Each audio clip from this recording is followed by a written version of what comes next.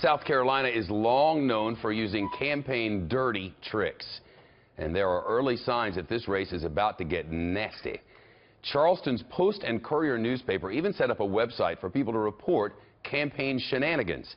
It has several unverified accounts of shady phone calls, mailers, and stolen campaign signs, but so far nothing compared to the mudslinging we've seen in the past. Remember back in 2000, recorded phone calls suggested that John McCain had a mixed-race love child. In truth, the McCains had adopted an orphan from Bangladesh, but nothing like these calls were out. In 2007, fake Christmas cards went out to make it look as if they were from Mitt Romney. They contained controversial quotes from the Book of Mormon, an attack on Romney's faith. And just 2 months ago, a popular local blog warned of a coming bombshell and a candidate with a mistress. It didn't give any names and gave no proof of any scandal.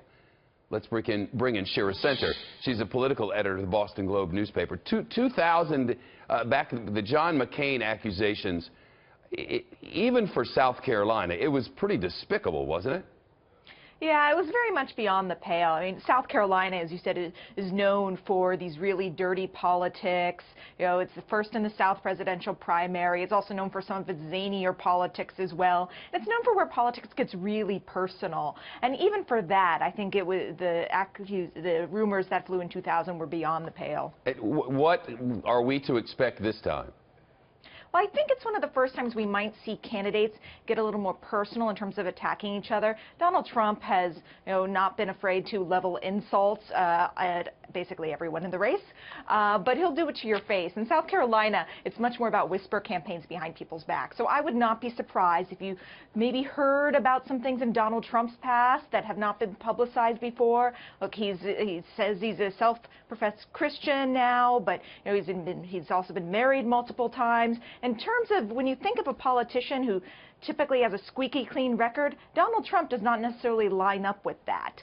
So I think you'll probably hear a lot more about that than you heard in the Iowa caucuses or the New Hampshire primary. The religious play is effective in South Carolina.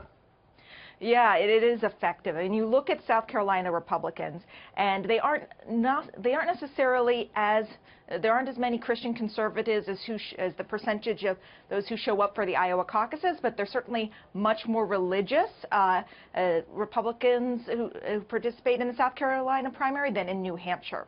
So it is a much more religious state in terms of the Republican primary. And what you'll see is Marco Rubio and Ted Cruz really fighting for that vote. But the South Carolina primary also has a large contingent, I should mention, of business-minded Republicans as well. It's a little more diverse, too. It's really two states, at least politically. It was before and even more now. I guess the North and West there would be more of a fundamentalist religious area. And then once you get down on the coast, money matters. So I wonder if you'll see Cruz and some of them up there to the northwest, and then Trump down along the coast.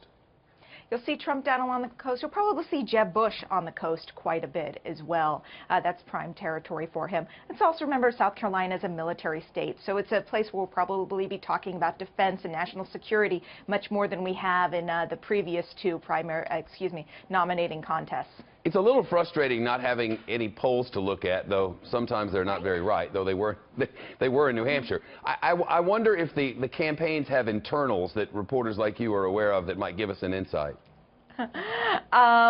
Usually when campaigns share internal polling, unless they want it to get out there, they'll say, you can show it to you, but it has to stay off the record. So, but I would be very surprised if any of the major campaigns at this point are not doing daily tracking in South Carolina to see where their numbers are. And let's remember this race has shifted, too. Since Christie and Fiorina dropped out, that was 11% of the vote in New Hampshire. And when you're talking about 3 points here, 4 points that way, and between John Kasich, Jeb Bush, and Marco Rubio, that can make a difference. Sometimes how they act tell us what their polls are telling them, and I wondered if we got a sign of that today when Donald Trump started taking shots at Jeb Bush again. He'd really been off the radar for Donald Trump for a long time, pero no más. Yeah, I think that's part of it, but I also think Donald Trump is riding this wave from New Hampshire. He's feeling confident, he's feeling good, and I think Jeb Bush, frankly, is just his favorite target. He loves really sticking it to the establishment, and I think if he's going to pick anyone to jab at on a debate stage or otherwise, he'd pick Jeb Bush. You're probably absolutely right about that. It's great to talk to you. Thanks so much for being with us from the Boston Globe. Appreciate it. Thank you.